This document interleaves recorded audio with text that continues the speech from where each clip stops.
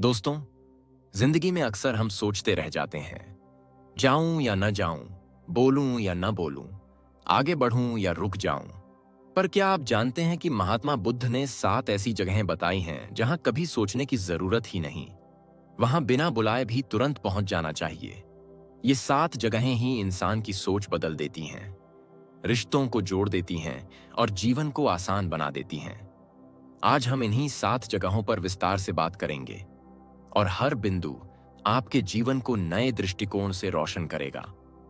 तो अगर आप चाहते हैं कि ऐसे ही गहरे और प्रेरणादायक विचार आपको मिलते रहें, तो अभी चैनल को सब्सक्राइब कर लीजिए और बेल आइकन दबा दीजिए, ताकि आने वाला हर वीडियो सबसे पहले आप तक पहुंचे। साथियों, जीवन की सबसे बड़ी भूल यह है कि हम हर कार्य में सोचते रह जाते हैं, जाऊं या न जाऊं, बोलूं या न बोलूं, किसी के पास बैठूं या नहीं। यह सोच ही हमें संकोच और आलस्य में बांध देती है। महात्मा बुद्ध ने सदा कहा कि जब करुणा और सत्य तुम्हें भीतर से खींच रहे हों, तब सोचो मत, बस कदम बढ़ाओ। आज हम 7 जगहों में से पहली 2 जगहों पर गहराई से विचार करेंगे, जहां बिना बुलाए जाना ही सच्ची साधना है। पहली जगह है जहां ज्ञान बांटा जा रहा हो। साथियों, ज्ञान कोई ऐसी वस्तु नहीं है जो किसी एक व्यक्ति की संपत्ति हो। ज्ञान तो जल की तरह है जो सबको तृप्त करता है, और प्रकाश की तरह है जो सबको राह दिखाता है। बुद्ध ने कहा था कि यदि कोई दीपक जल रहा हो तो उससे अपना दीपक जलाने में संकोच मत करो। सोचो मत कि किसी ने तुम्हें बुलाया या नहीं। यदि सामने सत्य है, यदि सामने कोई साधक है जो अनुभव बांट रहा है, यदि कोई गुरु, कोई शिक्षक, कोई विद्वान, कोई संत, कोई ग्रंथ तुम्हारे सामने उपलब्ध है, तो जाओ, झुको और ज्ञान को ग्रहण करो। क्योंकि ज्ञान लेने के लिए निमंत्रण की आवश्यकता नहीं होती, केवल जागृति की आवश्यकता होती है। मैं तुम्हें एक कथा सुनाता हूं। बुद्ध के समय एक छोटा बालक हर रोज दूर से सभा देखता था, लेकिन भीतर नहीं आता था। एक दिन बुद्ध ने स्वयं उसे बुला लिया और पूछा, तुम इतने दिन से बाहर खड़े हो, भीतर क्यों नहीं आते? बालक ने उत्तर दिया, मुझे लगा मुझे तो किसी ने बुलाया नहीं। बुद्ध मुस्कुराए और बोले, सत्य के द्वार पर कभी निमंत्रण नहीं दिया जाता। यह द्वार सदा खुला रहता है। जो खोजी है वह बिना बुलावे के भी प्रवेश करता है।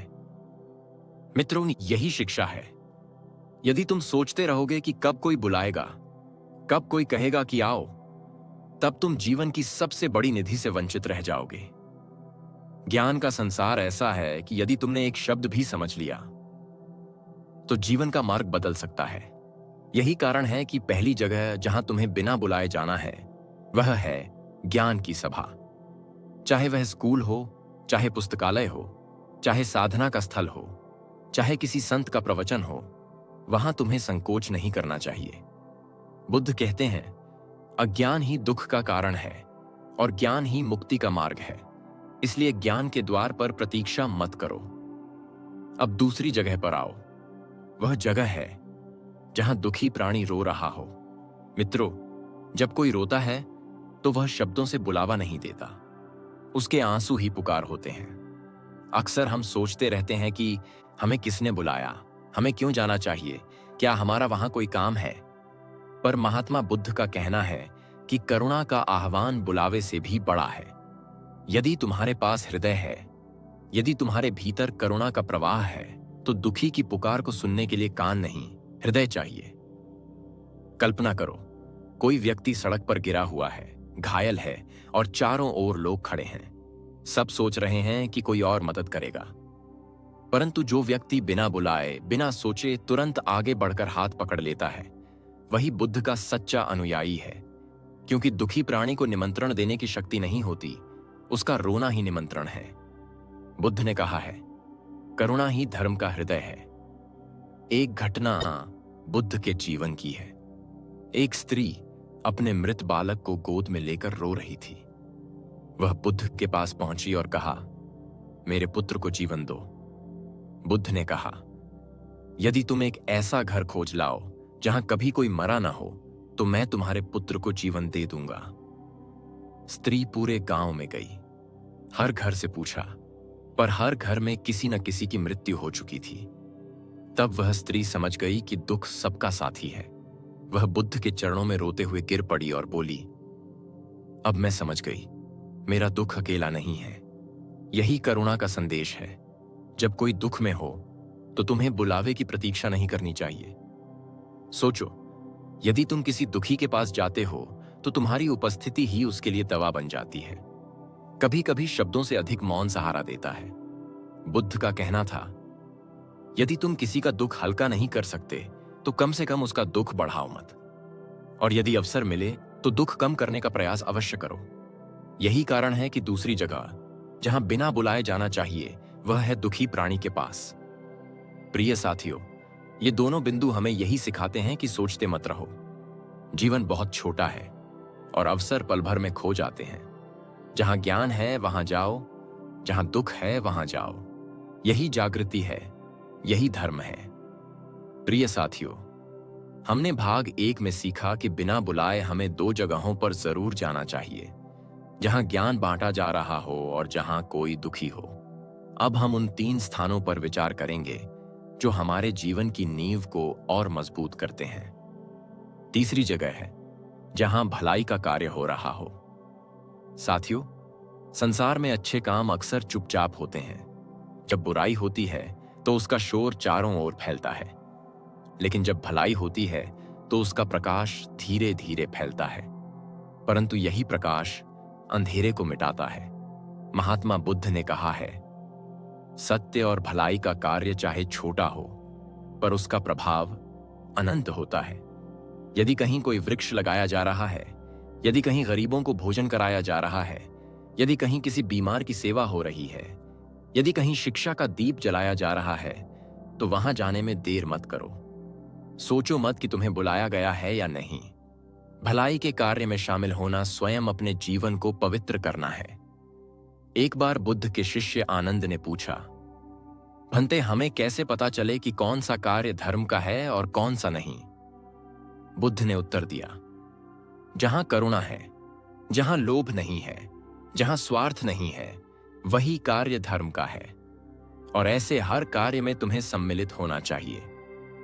मित्रों, जब आप किसी भलाई के कार्य में शामिल होते हैं तो आपके भीतर छिपी करुणा जाग उठती है, और यही करुणा धीरे धीरे आपकी आदत बन जाती है। चौथी जगह है जहां अन्याय हो रहा हो।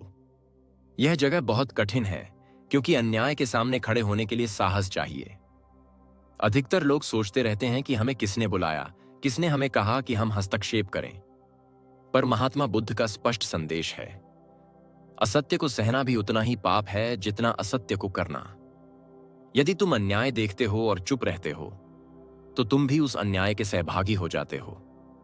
एक उदाहरण से समझो, यदि किसी बच्चे को कोई डांट रहा है, मार रहा है, और तुम पास खड़े हो, लेकिन यह सोचकर चुप हो जाते हो कि यह तो उनका निजी मामला है, हमें किसने बुलाया, तो याद रखो, तुम्हारा मौन उस अन्याय को और ताकत देगा। बुद्ध कहते हैं कि अन्याय के विरुद्ध खड़े होने के लिए निमंत्रण की आवश्यकता नहीं है।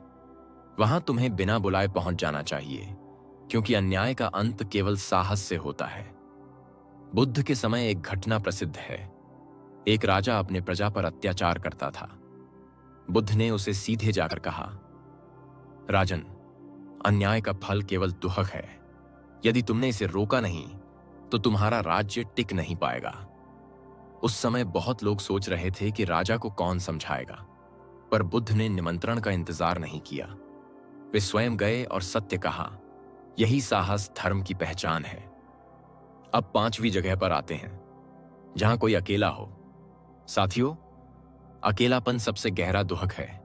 जब कोई व्यक्ति अकेला महसूस करता है तो उसे शब्दों की नहीं, बल्कि सहारे की आवश्यकता होती है। अक्सर हम सोचते हैं कि हमें तो किसी ने बुलाया नहीं, हम क्यों जाएं? परंतु महात्मा बुद्ध कहते हैं, किसी के अकेलेपन में पहुंचना सबसे बड़ा दान है। एक शिष्य ने बुद्ध से पूछा, भंते, यदि हमें किसी दुखी को सांत्वना देने का अवसर न मिले तो हम क्या करें? बुद्ध ने कहा, कम से कम उस अकेले व्यक्ति के पास बैठ जाओ, भले ही मौन में। तुम्हारी उपस्थिति ही उसका सहारा बन जाएगी। यह शिक्षा कितनी गहरी है। कभी कभी इंसान को शब्दों की आवश्यकता नहीं होती, बस यह जानने की आवश्यकता होती है कि कोई है जो उसके पास बैठा है, जो उसे देख रहा है, जो उसे समझ रहा है। आज के समय में यह और भी महत्वपूर्ण है। समाज में कितने लोग हैं जो भीड़ के बीच भी अकेले हैं। वे हंसते हैं पर भीतर टूटे होते हैं। यदि तुम ऐसे किसी व्यक्ति के पास बिना बुलाए चले जाओ और बस उसके साथ बैठ जाओ तो तुम उसके जीवन में प्रकाश बन सकते हो। बुद्ध का संदेश स्पष्ट है, भलाई के कार्य में बिना बुलाए शामिल हो जाओ, अन्याय के सामने बिना बुलाए खड़े हो जाओ और अकेलेपन में बिना बुलाए सहारा बन जाओ। यही सच्ची करुणा है, यही सच्चा धर्म है। प्रिय साथियों, इन 3 स्थानों पर यदि तुमने कदम बढ़ा दिए तो तुम्हारा जीवन बदल जाएगा। भलाई का संग तुम्हें पुण्य देगा, अन्याय के विरुद्ध खड़े होने का साहस तुम्हें आत्मविश्वास देगा और अकेलेपन में सहारा देने की आदत तुम्हें करुणामय बना देगी। यही बुद्ध का मार्ग है। प्रिय साथियों, जीवन में बहुत बार हम यह भूल जाते हैं कि हमारा अहंकार हमें सच्चे सुख से वंचित करता है। हमने भाग 1 में सीखा कि ज्ञान और दुख की पुकार पर बिना बुलाए जाना चाहिए। भाग 2 में जाना कि भलाई, अन्याय और अकेलेपन की स्थिति में हमें स्वयं आगे बढ़ना चाहिए। अब अंतिम 2 स्थान सबसे महत्वपूर्ण हैं, क्योंकि ये सीधे हमारे हृदय और आत्मिक जीवन को बदलते हैं। छठी जगह है जहां क्षमा मांगने का अवसर हो। मित्रों, अक्सर हम गलती कर बैठते हैं, कभी शब्दों से, कभी व्यवहार से, कभी अनजाने में और कभी जानबूझकर। लेकिन गलती करना उतना बड़ा अपराध नहीं है जितना अपराध है गलती मानने से इनकार करना। अधिकांश लोग सोचते रहते हैं कि सामने वाला पहले आए, वही पहल करे। पर महात्मा बुद्ध ने स्पष्ट कहा है, गलती चाहे छोटी हो या बड़ी, यदि उसे स्वीकारने का अवसर है तो उसे तुरंत स्वीकारो। क्षमा मांगने में देर करना दुख को और गहरा कर देता है। सोचो, कितनी बार हम अपनों से लड़ते हैं, गलत बोल देते हैं, अपमान कर बैठते हैं। उसके बाद भीतर से आवाज आती है कि जाओ और क्षमा मांग लो। पर हम सोचते हैं, क्या हमें बुलाया गया है? क्या उसने कहा कि आओ और मुझसे क्षमा मांगो? यदि नहीं कहा तो हम क्यों जाएं? लेकिन यही अहंकार संबंधों को तोड़ देता है। बुद्ध ने एक शिष्य को यह शिक्षा दी थी। वह शिष्य किसी दूसरे साधक से नाराज हो गया था। उसने उसे कठोर शब्द कह दिए। फिर वह बुद्ध के पास आया और बोला, भंते, मैं उसके पास तभी जाऊंगा जब वह मुझे बुलाएगा। बुद्ध ने मुस्कुराते हुए कहा, क्या जलते हुए घर में भी तुम निमंत्रण का इंतजार करोगे? तुरंत दौड़कर उसे बुझाओगे या बुलावे की प्रतीक्षा करोगे? शिष्य ने समझ लिया कि झगड़े का घर भी आग की तरह है और क्षमा ही उसका जल बुझाने वाला जल है। वह तुरंत गया और अपने मित्र से क्षमा मांग ली। साथियों, यही शिक्षा है। यदि तुमसे गलती हुई है तो क्षमा मांगने के लिए बुलावे की प्रतीक्षा मत करो, क्योंकि क्षमा केवल संबंधों को नहीं जोड़ती, यह तुम्हारे हृदय को भी हल्का कर देती है। क्षमा मांगने से अहंकार टूटता है और जहां अहंकार टूटता है वहीं से करुणा का प्रवाह शुरू होता है।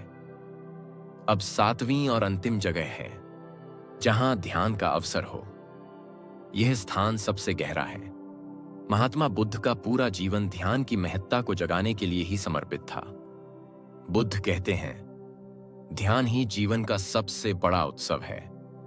ध्यान के लिए कोई निमंत्रण नहीं देता, यह स्वयं का चुनाव है। मंदिर में जाओ, जंगल में जाओ, घर के कमरे में बैठो, कहीं भी बैठो, ध्यान का अवसर हर जगह है। परंतु हम सोचते रहते हैं कि अभी समय नहीं है, अभी परिस्थितियां अनुकूल नहीं हैं, अभी कोई बुलावा नहीं आया है। यही हमारी सबसे बड़ी भूल है। ध्यान का आह्वान भीतर से होता है, बाहर से नहीं। जब भी अवसर मिले, जब भी समय मिले, इवन यदि 5 मिनट ही क्यों ना हो, तो सोचो मत, तुरंत ध्यान में बैठ जाओ। बुद्ध का संदेश यही है कि ध्यान किसी विशेष निमंत्रण का मोहताज नहीं है। एक घटना है। एक साधक ने बुद्ध से पूछा, भंते, ध्यान के लिए उपयुक्त समय कौन सा है? बुद्ध ने कहा, जिस क्षण तुम यह प्रश्न पूछ रहे हो वही सबसे उपयुक्त समय है। यह वचन बहुत गहरा है। इसका अर्थ है कि ध्यान के लिए कोई भविष्य का इंतजार नहीं है। कोई विशेष परिस्थिति का इंतजार नहीं है। जीवन का हर पल ध्यान का अवसर है और इस अवसर पर तुम्हें बिना बुलाए पहुंचना चाहिए। सोचो, यदि तुम ध्यान की आदत बना लोगे तो तुम्हारा मन शांत हो जाएगा। क्रोध, द्वेष, चिंता सब धीरे धीरे मिट जाएंगे और जब मन शांत होता है तब जीवन का हर अनुभव उत्सव बन जाता है। यही कारण है कि बुद्ध ने ध्यान को जीवन का सबसे बड़ा वरदान कहा। निष्कर्ष, जागृति का संपूर्ण संदेश। प्रिय साथियों, हमने आज 7 ऐसी जगहों पर विचार किया जहां हमें बिना बुलाए ही जाना चाहिए। पहली जगह, जहां ज्ञान बांटा जा रहा हो। दूसरी जगह, जहां दुखी प्राणी हो। तीसरी जगह, जहां भलाई का कार्य हो रहा हो। चौथी जगह, जहां अन्याय हो रहा हो। पांचवी जगह, जहां कोई अकेला हो। छठी जगह, जहां क्षमा मांगने का अवसर हो। और सातवीं जगह, जहां ध्यान का अवसर हो। ये 7 स्थान केवल बाहरी जगहें नहीं हैं, ये हमारे जीवन का मार्गदर्शन है। जब हम ज्ञान के पास बिना बुलाए जाते हैं तो हम जागरूक होते हैं। जब हम दुखी के पास जाते हैं तो हम करुणामय होते हैं। जब भलाई में शामिल होते हैं तो हम पुण्यवान बनते हैं। जब अन्याय के सामने खड़े होते हैं तो हम साहसी बनते हैं। जब अकेलेपन में सहारा देते हैं तो हम मानवीय बनते हैं। जब क्षमा मांगते हैं तो हम विनम्र बनते हैं और जब ध्यान करते हैं तो हम मुक्त हो जाते हैं। महात्मा बुद्ध का यह अमर संदेश है कि जीवन को मत टालो, सोचते मत रहो। जहां सच्चाई, करुणा और जागृति का अवसर है, वहां बिना बुलाए पहुंच जाना ही साधना है। यही मार्ग दुख से मुक्ति का है, यही मार्ग सच्चे सुख का है।